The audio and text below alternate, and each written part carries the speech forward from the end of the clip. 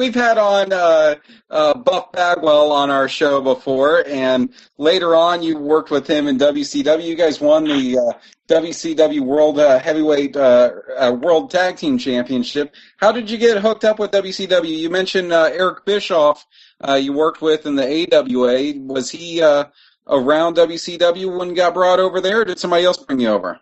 No, Eric was running WCW, and I had, after a brief stint with Global, and it really did. It opened up a lot of doors for me. Global did, and the tremendous popularity of the Patriot. I had a chance to go back to Japan and work for Baba.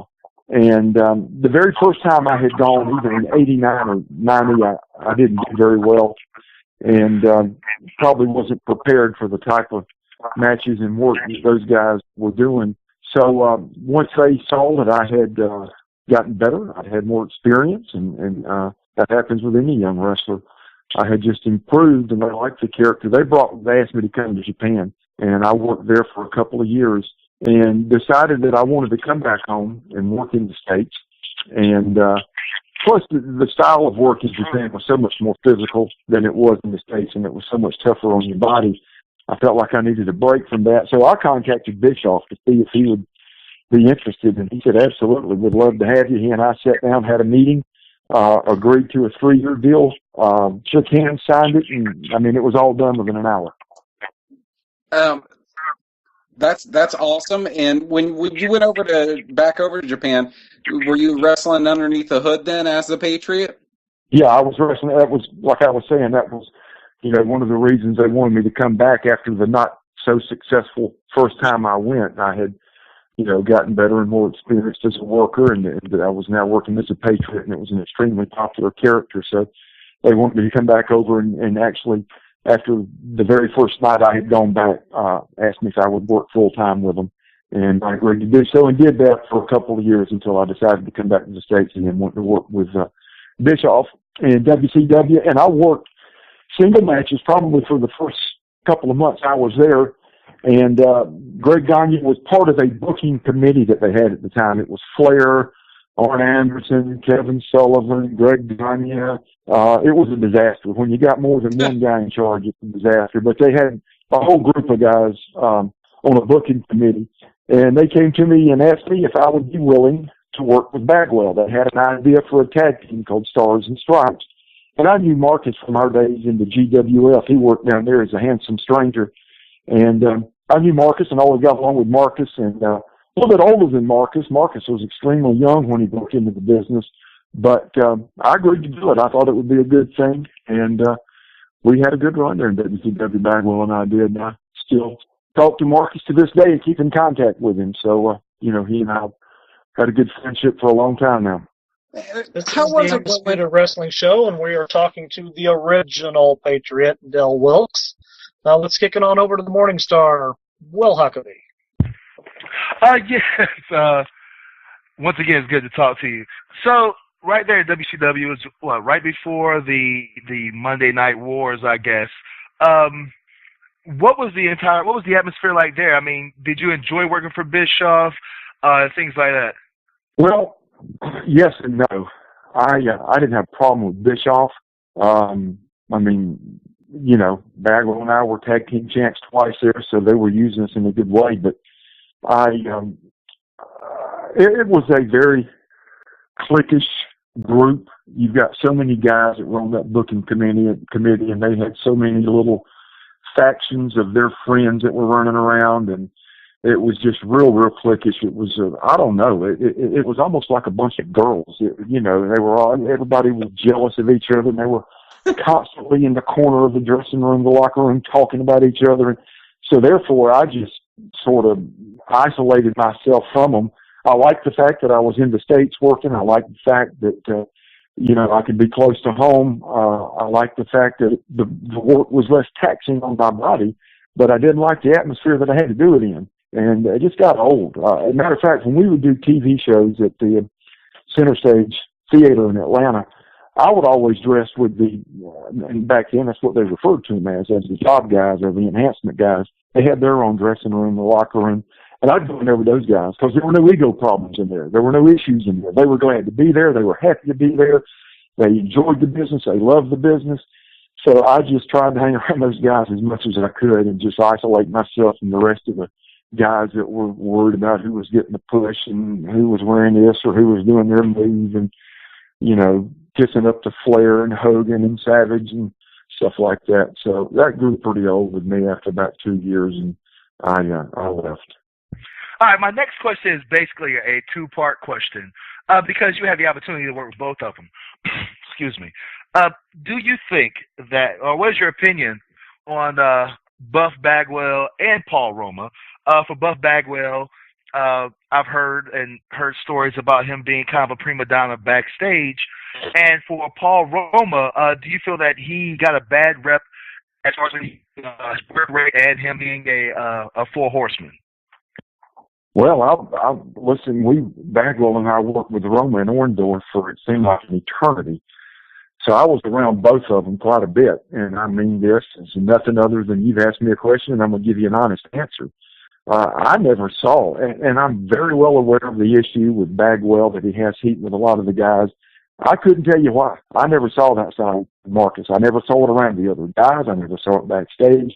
I never saw it. But I saw it every night with Roma. And I never had any problem with Roma, but I mean, you know, it's really a big misconception in Bill Wilkes' opinion that Bagwell was the arrogant, conceited guy when Roma, that description fits Roma to a T.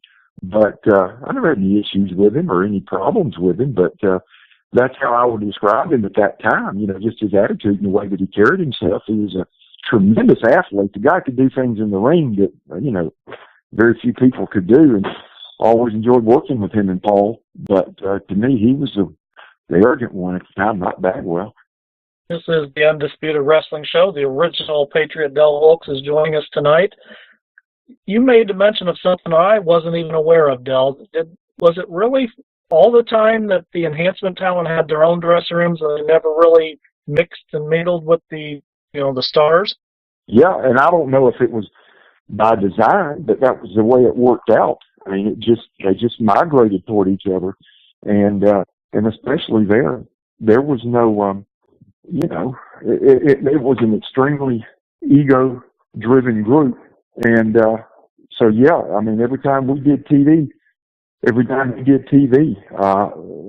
Center Stage, is where we did most of our TV, but even in other venues, those guys would always be to themselves. And the so-called stars would be, in a different room or different rooms. And I just found it much more appealing. And I found it much more comfortable and being with those guys. Because like I said, they weren't ego-driven. They were just there because they truly, honestly loved the business. And they were willing to go out and in a lot of cases get embarrassed in 30 seconds or 2 minutes. But they did it because they loved the business. So honestly, I had more respect for most of those guys than I did the established stars because of the way those, quote, established stars acted and carried themselves and treated other people. So I'd rather been with those guys. I thought it was cool you brought up the Iraq War, the Gulf War during that time. So I was going to bring that up as well. Sergeant Slaughter was doing his heel gimmick during the same time. And then you came up in the GWF and you were doing the Stars and Stripes, and I got into your character. I'm a patriotic American just like everybody else, and I was getting into it, and then you ended up in my favorite federation, the WCW, and you were gone, it seemed like, just as fast as you got in there. I guess you had your issues with them. You went on to WWE, or WWF at the time. Tell us a little bit about that. I mean, you got put in a high-profile feud immediately with Bret the Hitman Hart and his anti-American establishment. Tell us about that.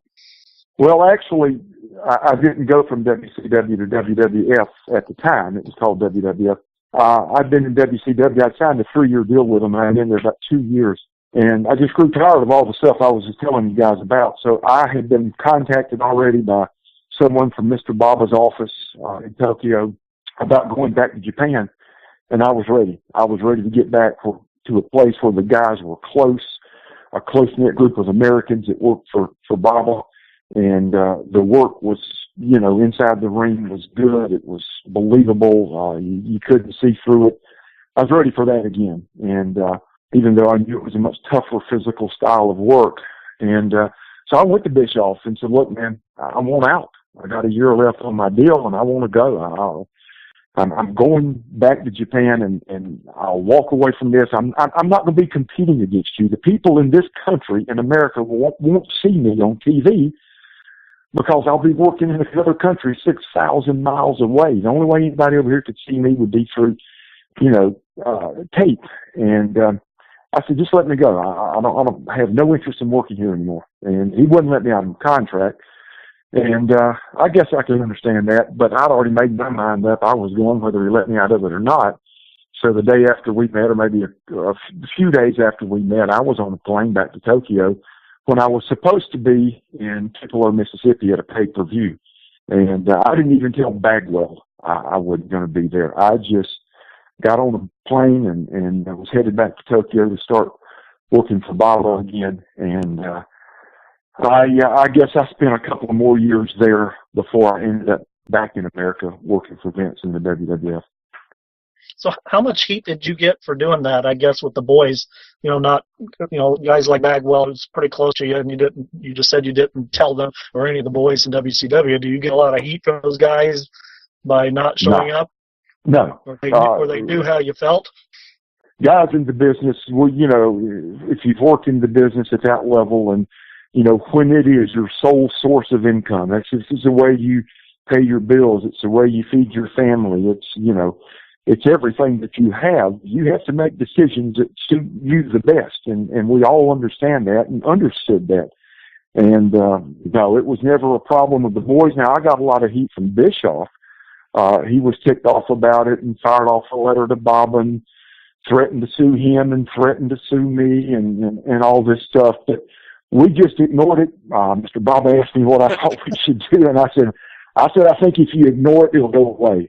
And he never responded. Nobody from his office ever responded to the threatening letter. I never responded, and I never heard anything else out of it. But initially, Bischoff, I had heat with him, but I could have cared less. I had to do what was best for my career, and at that point in time in my career, I wanted to go back to Japan, and I did.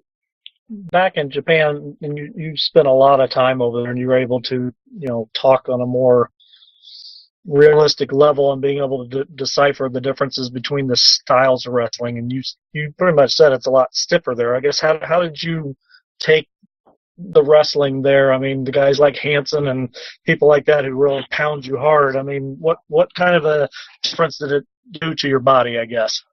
Well, because of the fact there that at least when I was working there, I don't know that there was a more successful company in the world than Mr. Baba had at the time. From I'd say the mid to late 80s throughout the 90s, I mean, the business All Japan did was phenomenal. They sold out everywhere they went, and it was due to, number one, great talent. The Americans were Stan Hansen and Terry Gordy and Steve Williams and Danny Crockett and Doug Furness and myself and eventually Gary Albright and, Dory Funk would come in occasionally, Abdul the Butcher, Andre the Giant. Those guys would do occasional tours, but the regulars were the guys I just named, Johnny Ace. Then you had some of the most phenomenal talent I'd ever seen on the Japanese side with Mizawa and Kobashi and Kawada and Taue and those guys. So when you couple that kind of talent with what they did, their style, every night every match had a clean finish, a 1, 2, 3. I could wrestle, for example, Johnny Ace and I were tag team partners for a while. We could go out and wrestle for the belts one night. The next night we're wrestling against each other, the singles matches, and every match finished with a clean finish. One guy got his hand raised, the other guy didn't. There was no outside interference. There were no managers. There were no valets. Our TV show had no interviews, no promos by any of the wrestlers. It was 100% what was done in the ring. And when your focus is that, and when that's how you sell tickets and how you put rear ends in seats, then it becomes very, very important to you to put a good product in that ring and a good match together. So therefore, it's going to lend itself to be a lot more physical, a lot more believable. And I have no doubt that all the time I spent over there was the reason I eventually couldn't stay healthy and just had reoccurring injuries. It took years off my career, but I have absolutely no regrets. The best years of my life in the wrestling business were spent working in Japan. Just the satisfaction of the work and the product every night and the camaraderie with that group of guys was second to none. and is without question the most satisfying part of my career. You're right. I had forgotten to mention that you had spent that next chapter of Japan in your life before you moved to WWE. So you finally got to Vince Land, and like I said, they put you in a high-profile feud immediately with Bret Hart. I guess what was that like going from sold-out arenas in Japan, coming back to the States, and all of a sudden you've been put on worldwide television with the Hitman? Well, I enjoyed working with Bret. Bret reminded me of an all-Japan type worker. Everything was serious. It was business inside the ring. I mean, you're trying to take care of each other, but it was snug. It was a little stiff. And listen, that was right up my alley. That's what I'd spent years doing. So as far as actually working with Bret, I enjoyed that aspect of it. I felt like we always had good matches. But it wasn't long after I realized I was right back in the same mess that I've left WCW for, because this was the start of the Bret Shawn Michaels feud, and the locker room was starting to divide up into factions, and then of course this was when Triple H and those guys were getting ready to do that. What is it, D-Generation X stuff, and the whole clique. Yeah, and all that was starting, and it was cliquish before the click. And again, it just, I had to spend a lot of time around Bret, listening to him complain about Shawn and vice versa. And so, there were some good guys there, but it had already started to sort of get to that point where there was some bad blood between those two. And I truly think it affected, there were some things that affected, and you could tell that it wasn't probably going to be a good ending. And of course, it didn't end up being a good ending between those two and the way things had to be done. But I was glad to be back in the States. Again, I think my body needed it, and I enjoyed my time there. It was just unfortunately short because of the reoccurring chronic injury that kept plaguing me. So, but it was good to be there. And listen, there's no more powerful TV in the world than Vince's TV when it comes to pro wrestling. And even when they were having the wars against WCW, I think, WCW eventually, or maybe early on, had the edge on him, but I think Vince showed in the end that when it comes to pro wrestling, he's the greatest promoter that's ever been in our business, and the greatest mind that's ever been in our business. And in the end, that proved to be true. Del, we have a smart audience who listens to the show, obviously. Most people know about your background. What did those injuries do to you? Well, number one, it ended my career, but secondly, and maybe even more importantly than my career ending, my career was going to end sometime. It later on, I allowed it to make my life very problematic. I'll never forget, I was on the road, and one of the guys that died on the road, and I won't name his name because everybody knows who he is, but I was complaining about an injury that I had and having a hard time working. And he said, "Look, man, you ever take a couple of Percocet or a couple of Vicodins before match?" And I said, "I didn't realize you could take those things and go out and work." He said, "Well, I didn't realize you could work without them." And he gave me a handful and said, "Well, try these tomorrow night before you go to the ring. About 30 minutes before you go to the ring, take a couple of them, 30, 45 minutes. And I did. And all my pain went away, and I was able to go out and work. And that eventually led to a very, very, very big problem that I had with the narcotics, as a lot of guys in that industry did, and which led to legal problems and led to family problems, and, it just affected my entire life. Now, that hasn't been that way since '03. I've been drug-free since 2003 and have put those problems behind me, but it had a devastating effect. The injuries didn't have to have that effect on my life, but they did. I think it was the nature of the business, the nature of the people that I was around. It just seemed like that was the way everybody in that business lived at that time. I didn't find it unusual to be taking 100 pain pills a day, because basically everybody else I knew was doing the same thing. And but to answer your question, that's what it led to. Del, if a younger wrestler, I guess, came up to you, let's say the Morning Star Will Huckabee himself came up to you and asked for your advice in the wrestling business and what you need to look out for and what you need to, stay away from, I guess, what would you say to him knowing what you know now? Well, that you can be very successful in that business and not do those things. I think a lot of, and especially my generation of pro wrestlers, more so than any other. Listen, I knew Ray Stevens, I knew Wahoo. Those guys started wrestling in the 60s. And those guys drank a lot of alcohol and did a lot of cocaine. But there's always been that kind of stuff going on within that industry. You've got young guys that are traveling the world, they're making a ton of money, and you're exposed to every bad thing that's out there. And but for my generation, it seemed to be the cocaine with the steroids, with the prescription pills, sleeping pills, pain pills, muscle relaxers, and it killed a ton of them. A lot of my buddies are gone. And as a result of that, but there were a few that were able to do it without ever touching that stuff. You mentioned Stan Hansen, Doug Furness, that I worked with in Japan and ended up being my very best friend, Owen Hart. Listen, I spent time on the road in rental cars, in gyms with Rock, Dwayne Johnson, and he wouldn't as much as drink a beer. So he wouldn't take a pill, probably if you could put a gun to his head. So while there were a very, very, very few that did it, if one can do it, then anybody else can do it. And those guys did it. I tip my hat to them. They did it the right way. So that shows that it can be done the right way. You don't have to fall victim to peer pressure and even injury. You can survive in that business without having to go the route that so many did. Del, our time is running a little bit short, and I said we were going to touch upon this before we left. Let's get back to, why I call you the original Patriot. Why does Tom Brandy, otherwise known as Johnny Gunn, Salvatore Sincere, why does he think he owns the rights to the Patriot gimmick? I don't know.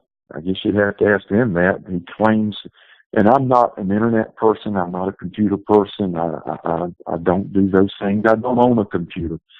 But occasionally at work, I will go on and read a few things. And I saw for several years back, he made some comment that I sold him that. I sold him nothing. He came over and did one tour for us when I worked for Mr. Bob in All Japan, sometime in the mid-'90s. Nobody, as far as the Americans on the bus, liked him. They didn't want him back. It was a very close-knit group of guys, and if you didn't fit in with that group, Mr. Barber was going to hear about it, and you weren't coming back because camaraderie was very important. Man, we spent literally 24 hours a day with each other, and this guy couldn't fit in. And I don't know. Me personally, I would take it as a slap.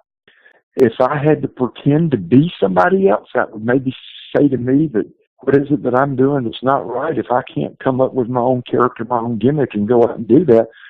But having said that, again, I'll go back to it. If that's what he wants to do, go ahead. I mean, it's not like he's making a ton of money doing it. He's probably working pool halls and local high school gyms and stuff like that. But what gets me and what chaps me, he's done it, and there's some others that have done it, is literally take pictures of me and say that that's them. Now, that's just, that's sad. It really is. But that's a question you probably need to ask him as to why he claims he owns it. If we had a room right now, Del, and you were sitting at a table and Tom was sitting right across from you, what would you say to him? I'd say just what I just said to you. Why? I mean, be yourself. I mean, but when you can put on a mask, I guess, and call yourself and pretend to literally be somebody else, and people can't see actually who's under that mask, it's easy to get by with it. But, I spend no time or very little being bothered by it, but I've recently seen some things from another guy, and I saw him a few years ago with Tom. The thing that bothers me the most is just taking my image and saying, this is me, this is me. If you want to make $200 on a Saturday night at a gymnasium somewhere in New Jersey, working as the Patriot, well, I mean, I'm not good about that, and I really don't care. I really don't. But literally taking my image and saying, this is me, that's the thing about it that aggravates me. But then again, I can't do nothing about that. It's had no effect on my life, be it good or bad, but it does just sort of aggravate you and make you wonder Bill, why they have to do that. Do you get to watch wrestling anymore? Do you still watch it? Very seldom. I occasionally, I'll watch Vince's show. I watched just a tiny bit of it last night. Saw two guys there that were having a good match. I couldn't say the name of either one of them. I don't know. I don't know their names. But and the reason I don't is, there's nobody left that I work with that still works. I think Triple H may work occasionally. Taker may work once a year, or something like that. And those are the only two guys left that were even around when I was around. So I don't have that interest of keeping up with friends and former coworkers. And but occasionally I will tune in and watch a little bit of it. But I have not watched an entire show in probably 10 years. Well, back in '91, we remember Sergeant Slaughter, on television, and his anti-American diatribe and all that stuff, and how they would use the real world issues in their promos and in their storylines. Today, last night, for example, I don't know if you saw Rusev wrestle, but Rusev is the heel Russian that's there. And they made some horrific comments, I guess, at the pay-per-view on Sunday about, the plane being bombed and taken down the Malaysian airline, and used that as part of their gimmick. And now the media is trying to get WWE to apologize and stuff for that. I guess, what's your thoughts on that kind of stuff? Well, I think the media needs to go to Hollywood to get somebody to apologize. Wrestling's always done that kind of stuff. I don't have a problem with them doing stuff like that.